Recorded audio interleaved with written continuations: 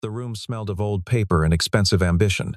50 chairs had been arranged around a single mahogany table inside the private library of a dead man, and every one of those chairs was occupied by someone who had spent decades being told they were the smartest person in the room. Outside, news vans lined the curved driveway of the Whitmore estate, their satellite dishes tilting upward like flowers chasing a signal.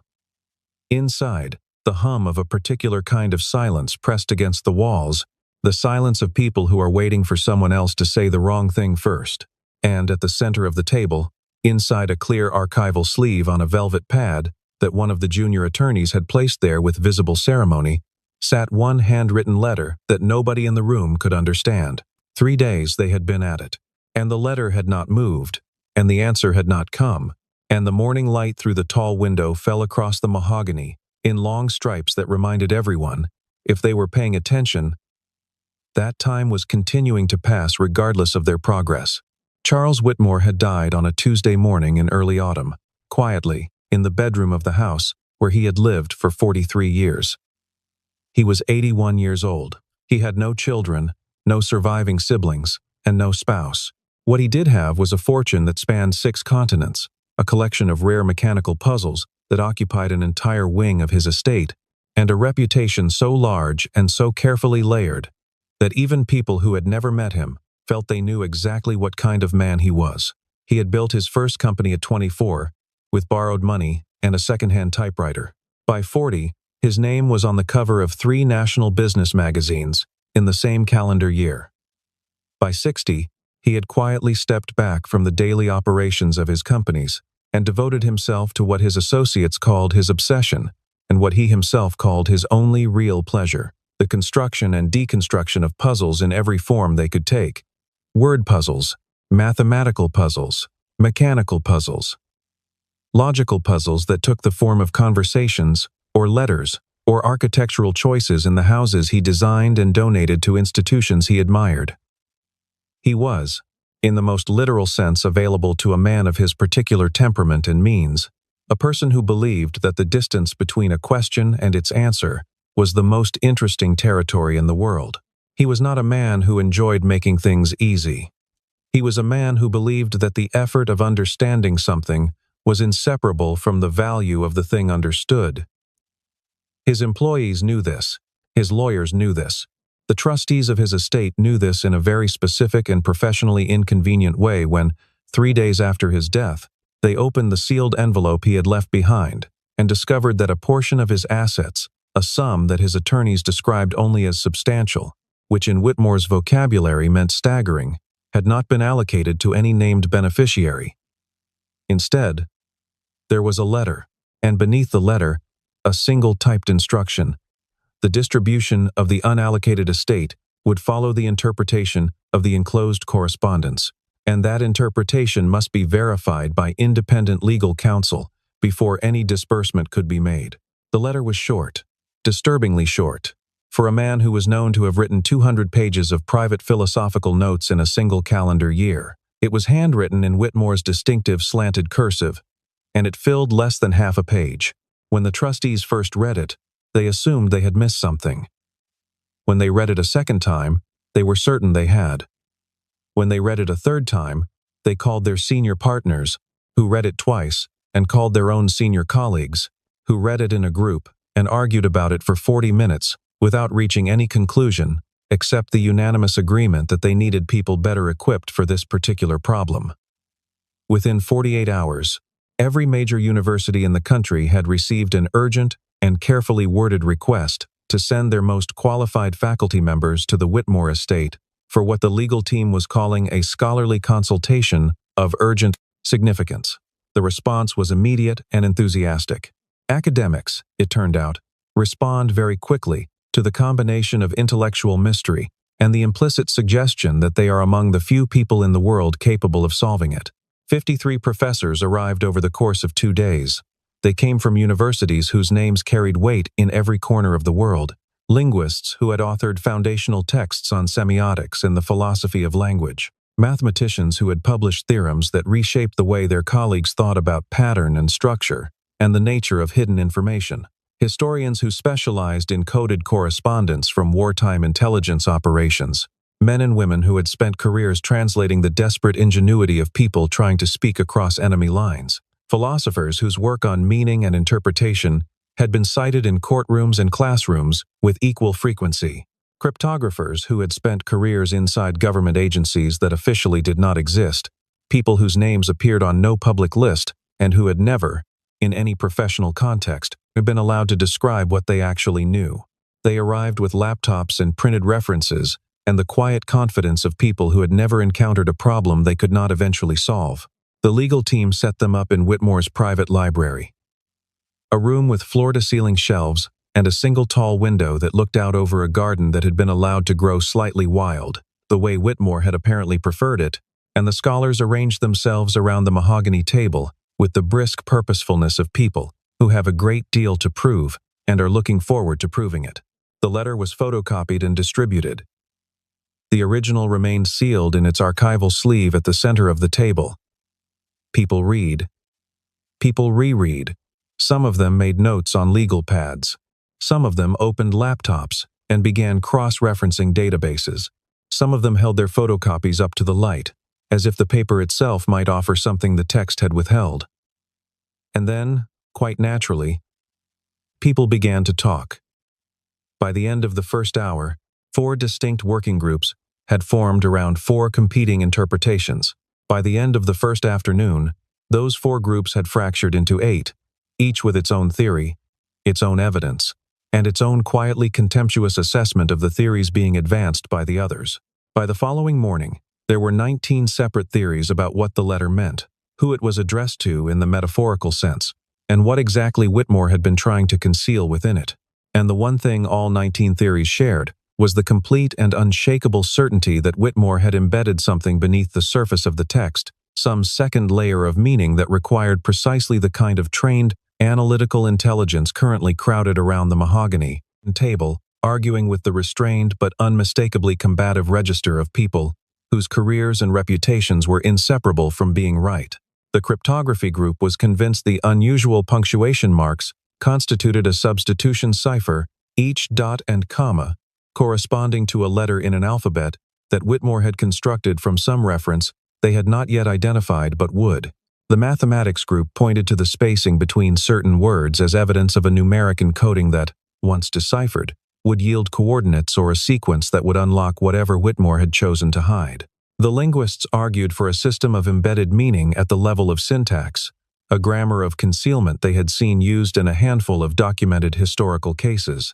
The philosophers proposed that the letter was not a puzzle at all but a test, designed to see whether its readers could transcend the assumption that a puzzle must have a hidden solution and recognize that the surface meaning was itself the content. This position was received with polite but visible impatience by the cryptographers, who had not left tenured positions and comfortable offices to be told that the answer was to stop looking for an answer. Nobody noticed the man mopping the hallway outside. Marcus Reed had worked at the Whitmore estate for 23 years. He had come to the job the way a lot of people come to jobs they end up keeping for decades. He needed work. Someone knew someone, and the position was available. He had been 19 years old, recently arrived in the city from a small town, 3 states away, carrying a duffel bag and a very clear sense that his life was going to require sustained effort, though he had not yet worked out in what direction. The estate manager at the time had looked at him for about 4 seconds and told him to start on Monday. He had started on Monday, and he had come back every Monday since, for 23 years, because the job was steady and the work was honest, and because, in the private accounting of his own life, the library was extraordinary. He had never told anyone about the library in a way that captured what it actually meant to him. He mentioned it sometimes, casually. The way you mention something you love to people you suspect will not quite understand why you love it, will hear the words and file them under a general category of pleasantry, rather than registering the particular weight behind them. But in the private hours of his own life, in the small apartment he had rented for 12 of the past 23 years on the 4th floor of a building, 3 blocks from a bus stop, Marcus Reed read. He read the way some people exercise or pray, which is to say consistently and quietly, and with a discipline that came not from obligation, but from a hunger he had never quite been able to name. He had tried, occasionally, to explain it to people. The best he had managed was that reading was the only activity he had found in which the world became fully real, rather than slightly approximate, in which things that had only existed as words became, for the duration of the page, as present and dimensional as the room around him. He read history and literature and philosophy and biography and natural science and political theory. He had read Montaigne and Orwell and Ralph Ellison and Cormac McCarthy and Hannah Arendt and James Baldwin, and a great many writers whose names had come to him through the recommendations of the books themselves, one author mentioning another in an acknowledgments page or an interview, the reading expanding outward from each center the way light moves from a point source. He had read books about mathematical elegance, and books about the history of exploration, and books about the psychology of decision-making, and books about codes and ciphers, and the long strange history of secret correspondence, not because he had any professional reason to, but because he found the subject beautiful in the way that all things are beautiful when they reveal the lengths human beings will go to in order to speak honestly to one another under conditions that make honesty dangerous.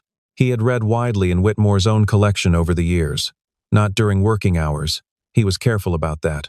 But on the occasions when he arrived early or stayed late, when the house was quiet and the light was coming through the windows at the angle that meant the day was either just beginning or nearly done, he would sometimes take a book from the shelf and read standing at the shelf, replacing it exactly as he had found it, at the same angle, with the same dust pattern undisturbed.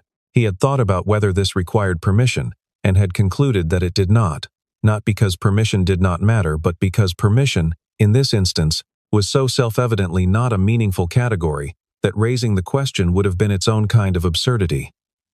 Books unread are not diminished by being read. Knowledge ungiven is not diminished by being found. He believed this about libraries the way he believed it about most things that contained what people needed and kept it just out of reach through the application of arbitrary barriers. He had seen Whitmore in the library sometimes, in the earlier years, before age made those visits rare. Whitmore had never acknowledged Marcus's presence in the specific way that meant he was aware of it and had chosen not to object. But Marcus had been aware of it anyway, the way you are aware of a choice someone makes when they make it in your vicinity. It was close enough to an invitation that Marcus had decided to treat it as one. He had, over those years, read most of Whitmore's personal correspondence archive, which occupied 3 shelves in the far corner of the library, bound in chronological order, and indexed by year, in the handwriting of a secretary who had worked for Whitmore for 4 decades, and who had, Marcus gathered from the letters, been one of the people Whitmore trusted most completely and mentioned least publicly. He had not approached the archive systematically, or with any particular purpose beyond the one that governed most of his reading, which was interest. He was interested in the mind behind the collection. The letters were the most direct record of that mind, more revealing than the published interviews that journalists had conducted over the decades, and more honest than the authorized biography that had come out in the early 2000s, which Whitmore had reportedly described as accurate about the facts and wrong about everything else. Reading those letters over years and years, Marcus had come to know certain things about Charles Whitmore that existed nowhere in the public record. He knew the rhythm of the man's thinking across the architecture of a page, the way he always circled toward a central point rather than leading with it, saving what mattered most for the moment when the reader had been prepared to receive it. He knew the small, physical habits of the man's handwriting, the slight rightward lean that intensified under emotional pressure, the way the cursive contracted and tightened when the subject of a letter was something Whitmore found genuinely difficult to say. He knew which subjects made the writing expand and which made it contract. He knew what Whitmore's anger looked like on paper and what his grief looked like and what his affection looked like. And he knew these things the way you know the handwriting of someone you have read for a long time, not as data but as presence, as the person made legible on the page. And he knew about the indentation. He knew it the way you know something that has been part of the visual background of your experience for so long that it has ceased to register as a thing you know and has simply become a feature of the world, like the sound a particular door makes or the angle a certain window admits light at a certain time of year.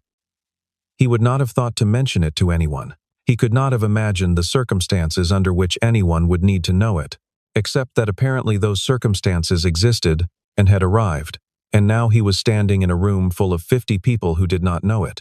He had been aware, at the edge of his attention, that the professors were in trouble before they were aware of it themselves. He could hear the quality of the conversations changing over 3 days.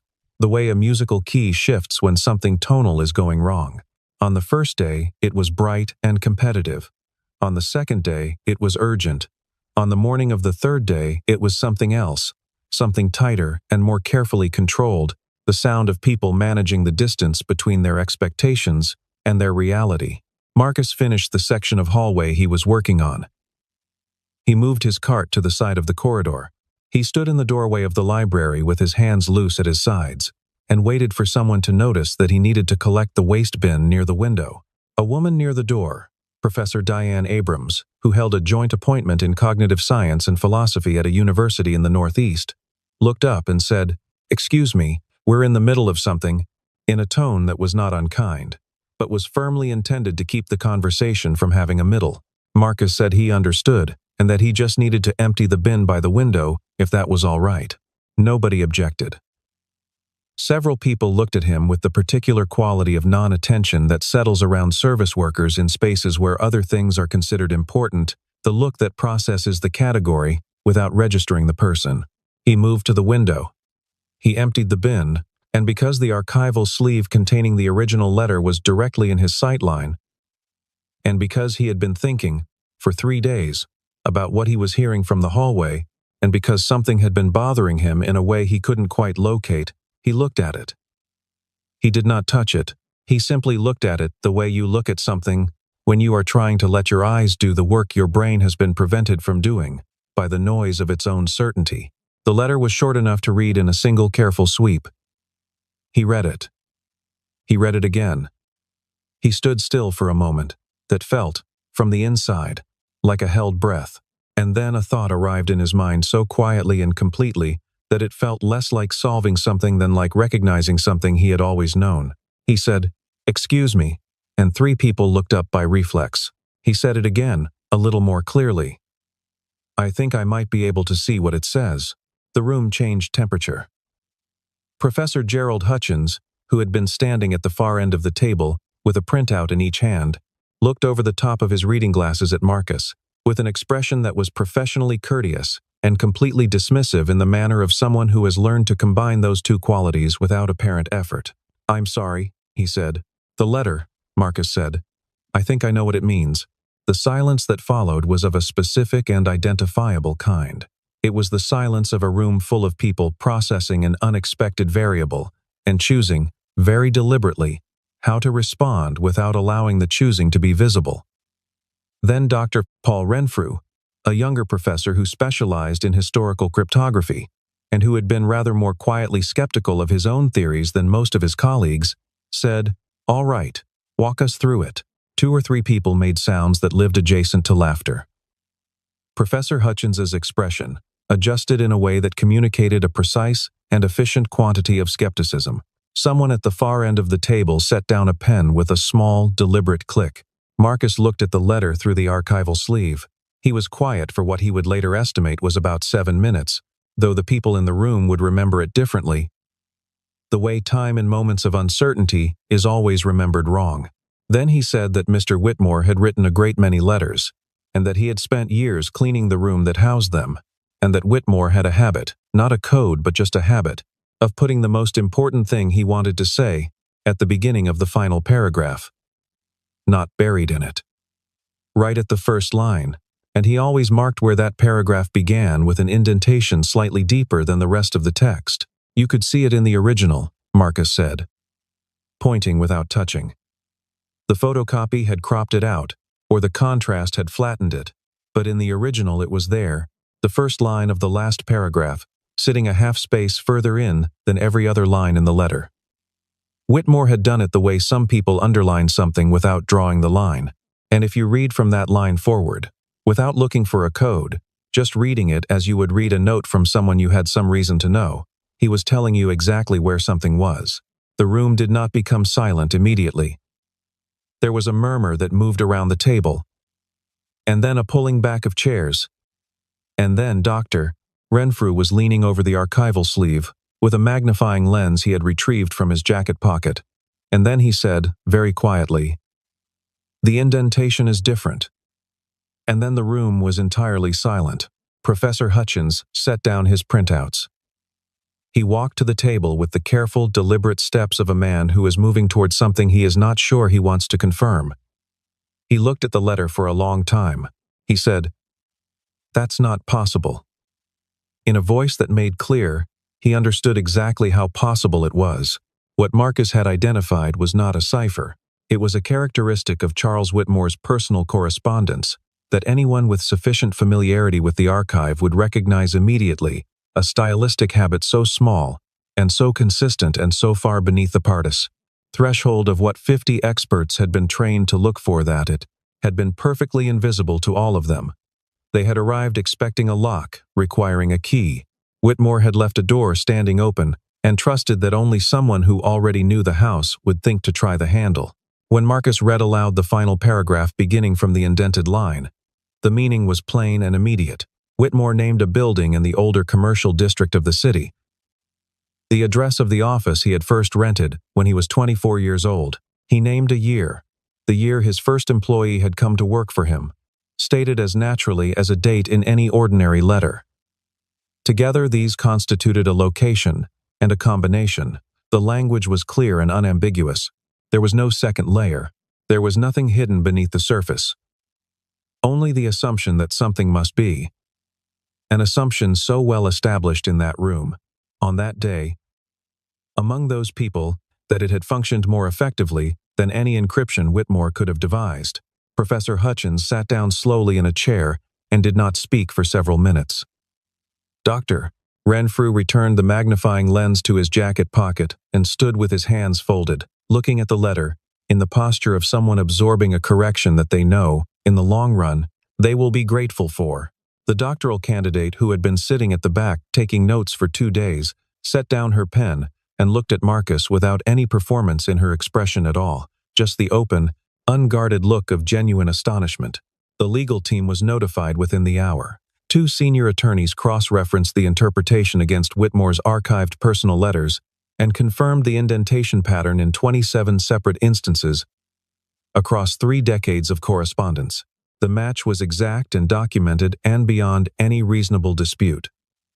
A car was arranged, a small group was assembled, and when one of the attorneys asked Marcus if he would come with them, he said yes, but that he needed to finish the section of hallway he had not gotten to yet. Because there was still a section he had not gotten to. He finished it. Then he went. Dr. Renfrew rode in the car beside him on the way to the commercial district. They did not speak for the first part of the journey. Then Renfrew said, quietly, that he had spent 2.5 days in that library and had been certain, at various points, that he was within an hour of the answer. Marcus said he understood how that could happen. Renfrew said that he thought the difficulty was that expertise, at a certain depth, generates a kind of gravity around certain categories of explanation and makes others feel almost physically implausible, and that this was probably useful 95% of the time and catastrophic the other 5. Marcus said that sounded about right. They rode the rest of the way without talking, but it was a comfortable silence, the kind that 2 people arrive at when they have both said something honest. The building in the commercial district was brick and frosted glass. 4 stories, sandwiched between a print shop and a dry cleaner that had been on that block since the early 1980s, when the neighborhood had been something different from what it was now. A property management representative was waiting outside with a key and the slightly dazed expression of someone who had been given an unusual amount of context for an ordinary task. They went up a staircase that smelled of floor cleaner and old wood, which registered on Marcus with the specific attentiveness of someone for whom that smell had been a daily fact for 23 years, and walked to a door at the end of the second-floor corridor. The representative unlocked it. Inside was a room that was entirely empty, except for a metal cabinet bolted to the wall in the far corner, painted the dull, institutional gray of things that are meant to last. The cabinet had a combination lock. An attorney read out the year from the letter, the year of Whitmore's first hire, stated in the letter with the natural offhandedness of a personal reference anyone who knew Whitmore would understand, and Marcus turned the dial. 3 numbers, left and right and left. The lock opened on the first attempt, with a small, clean click that seemed, in the silence of the empty room, considerably louder than it was. Inside the cabinet were a leather-bound journal whose cover had darkened with age, a stack of handwritten letters bundled with a rubber band that had gone brittle and cracked slightly when one of the attorneys reached for it, and a single folded sheet of notepaper with 3 short paragraphs written in Whitmore's slanted cursive. They brought everything back to the estate, and the legal team spent the rest of the afternoon with it, and Marcus sat in a chair near the window in the library while they worked. And outside the garden, moved in the late afternoon wind in the way of things that have been allowed to grow without a plan. The journal was Whitmore's record of his early years, before the money and the companies and the reputation that had come to define him in the public imagination. He had worked, in those years, as a warehouse loader and a night janitor and a part-time delivery driver and, for 8 months when he was 22, as a dishwasher in a hotel kitchen, where the head chef had treated the back-of-house staff with a contempt so systematic and so cheerful that it had clearly stopped registering as contempt to him and had become simply the way things were. Whitmore had written about the chef without anger, noting him the way a naturalist notes a specimen. Here was a man for whom the hierarchy of the kitchen had become indistinguishable from a hierarchy of human worth, and he enforced it with the breezy confidence of someone who has never had occasion to question the framework that benefits him. Whitmore had washed dishes for 8 months, and observed this, and filed it away, and moved on to the next thing he needed to do, to get to the place he was going. He had been passed over for positions he was qualified for because he lacked the right credential, the specific piece of paper that certain organizations use as a filter, not because it reliably identifies capable people, but because it efficiently reduces the number of applicants to a manageable size. He had been spoken to, on more than one occasion, by people who equated his circumstances with his intelligence, who saw a young man in work clothes and assumed they understood everything relevant about what was happening inside his head. He had written about this without self-pity and without bitterness, in the tone of a man who is noting facts because he intends to do something about them and does not want to forget the precise shape of the wrong he is eventually going to correct. The journal made clear that Whitmore had not forgotten, that he had carried it with him through 40 years of accumulating the kind of power and credibility that the world had initially withheld from him, and that he had been waiting, with the patience of a man who builds very long puzzles, for the right moment to use what he had accumulated to say what he had always wanted to say. The handwritten letters in the bundle were personal correspondence between Whitmore and a small number of people he had trusted over the decades. A former teacher who had recognized something in him when he was 17, a childhood friend who had stayed in the small town where they both grew up, and whom Whitmore had supported financially and quietly for the last 30 years of both their lives, a woman he had loved for 2 years in his mid-30s, and who had eventually made a life with someone else, and whom he had continued to correspond with, affectionately and without complication, for decades afterward. The letters were private and largely unrelated to his business life. They showed a man who was, in private, considerably warmer and more uncertain than the public figure who had been photographed on magazine covers and interviewed by serious journalists who always emphasized the same qualities: the precision, the strategic intelligence, the deliberate cultivation of difficulty as a mode of thought. The letters showed someone who doubted himself in ordinary human ways, who cared about people in ordinary human ways, who had simply also happened to be extraordinarily good at building things that lasted. The folded notepaper was the document that mattered legally. It established a charitable foundation devoted to educational access for working adults, people who had not had the opportunity to attend university when they were young, or who had circumstances that prevented them from finishing, or who had simply never been given a reason to believe that the path was open to them. The foundation was endowed with a sum large enough to operate indefinitely.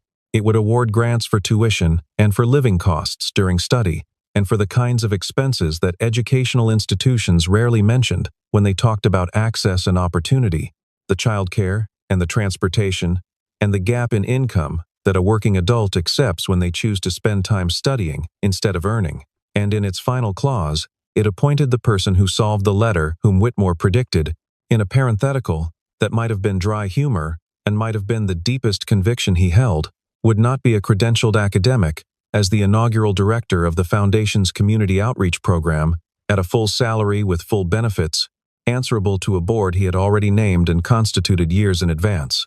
The attorney reading the clause paused at the end of it. Then she looked up.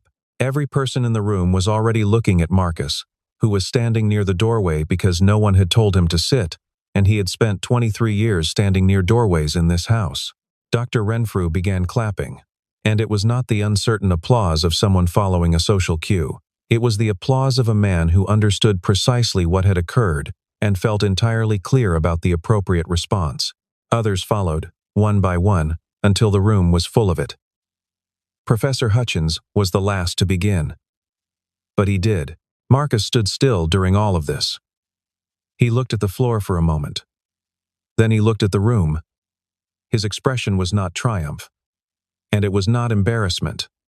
Though it contained something of both, it was primarily something harder to name the expression of a person who has spent a very long time being invisible to a particular kind of attention and who is standing, for the first time, in the full light of it, and is not yet certain what it requires of him. He was thinking, he would say later, about Charles Whitmore. About the warehouse loader and the night janitor and the dishwasher who had become, eventually, the man whose estate he had cleaned for 23 years. About the specific patience required to carry something unproven for decades and then construct, at the end, a situation precise enough to prove it.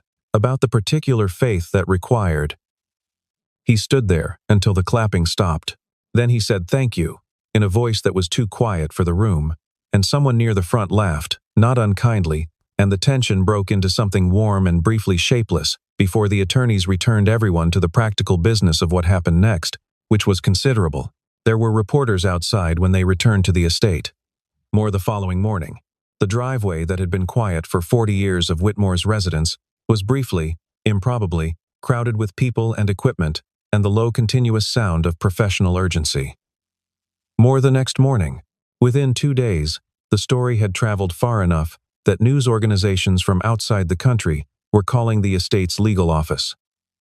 The narrative constructed itself quickly and cleanly. The eccentric billionaire, the stumped professors, the overlooked janitor, the open secret hiding in a letter no expert could read. It was the kind of story that arrives already assembled around its own moral. And the moral was one that many people were ready to hear. Marcus spoke publicly once during those first weeks, at a brief gathering outside the estate that the legal team arranged after the volume of press inquiries made some kind of statement unavoidable. He was uncomfortable in the way people are when they have spent their lives doing things and are now required to perform the doing of things, and he made no effort to conceal this discomfort because he did not think concealing it would serve anyone. He wore a jacket he had owned for several years, that he had brought out for funerals and job interviews, and the occasional formal occasion that his life had produced, and which fit him well enough that he did not think about it. He stood at a small podium that someone had assembled in a hurry and looked at the reporters who were assembled in the driveway and said, before they could ask anything, that he wanted to be precise about what had happened because the imprecise version was already circulating and he thought precision mattered. He was not, he said, smarter than the professors in that library. He had not solved a problem they could not solve. He had noticed something they had not noticed, which was a different thing, and the difference was not intelligence. The difference was familiarity. He had spent 23 years in the proximity of one man's habits of mind, and those habits included a specific and consistent pattern in personal correspondence that anyone with sufficient access to the archive would have recognized. The professors had not had that access. They had arrived with extraordinary preparation for an extraordinary problem, and the problem had turned out not to be extraordinary. Whitmore had not hidden anything. He had simply written a letter, in the way he always wrote letters, and left it where people would look for something more complicated than what was there. One reporter asked why he thought Whitmore had set it up this way, with the professors and the elaborate presentation of the challenge, if the answer was as simple as Marcus was describing. Marcus thought about this for a moment. He said that he thought Whitmore had wanted to make a point, and that making a point required a demonstration, and that a demonstration of this particular point required precisely the audience that had been assembled. If the letter had been given to any random person on the street, the point would not have been made. The point required the contrast. It required the 50 professors, and the 3 days of failure, and then the janitor who had read the man's letters for 20 years. Without all of that, it was just a letter. With all of that, it was an argument. And Whitmore, whatever else he was, had always preferred his arguments to be airtight. A second reporter asked what he would say to people who found the outcome inspirational. He was quiet for a moment, in the way of someone choosing words with some care. Then he said that the word inspirational always made him a little cautious, because it tended to suggest that a situation was exceptional when sometimes it was simply the ordinary correction of an ordinary mistake. A great many people, he said, had been read wrong their entire lives, and it did not usually end with a press conference and a foundation. He wanted to be honest about that. The money and the attention and the legal outcome were not the point of what had happened. The point, if there was one, was that Charles Whitmore had understood, in the specific and embodied way that people understand things they have personally survived, that the person most likely to read his letter correctly was not the person with the most formal preparation, and he had spent the final act of his public life and a considerable portion of his fortune constructing a proof of that understanding, which was, Marcus said, allowing himself the first small smile he had permitted in front of a camera since all of this had begun, exactly the kind of thing you would do if you were a man who had spent your whole life building puzzles and had, at the end, one final puzzle worth the trouble of constructing. The foundation was chartered 6 weeks after Whitmore's death. Marcus began his work in an office that had been set up in a building downtown, 3 rooms and a reception area, modest by the standards of the estate but larger than anything he had worked in on his own. The board was composed of 5 people whom Whitmore had selected years in advance and who were, without exception, competent and direct, and more interested in producing results than in discussing the production of results, which Marcus found immediately and profoundly reassuring. In the first year, the foundation awarded grants to 412 people across 12 states. In the second year, the number doubled. In the third year, it doubled again, and the board convened to discuss whether the pace of growth was sustainable, and Marcus presented a plan for sustaining it that he had been working on for 6 months, and the board approved it with minor amendments, and then they went back to work. Marcus built the outreach program around a principle he did not state aloud very often because it sounded obvious, and obvious things, in his experience, rarely survive being stated. The point was not to find exceptional people. Exceptional people, in the main, eventually found their own way. They had the self-belief, or the determination, or the one teacher who noticed them at the right moment. And those resources, while not sufficient for everyone, were sufficient for most of the people who had them. The point was to find the ordinary, extraordinary ones, the people whose intelligence had simply never been introduced to the room where intelligence was recognized and put to use.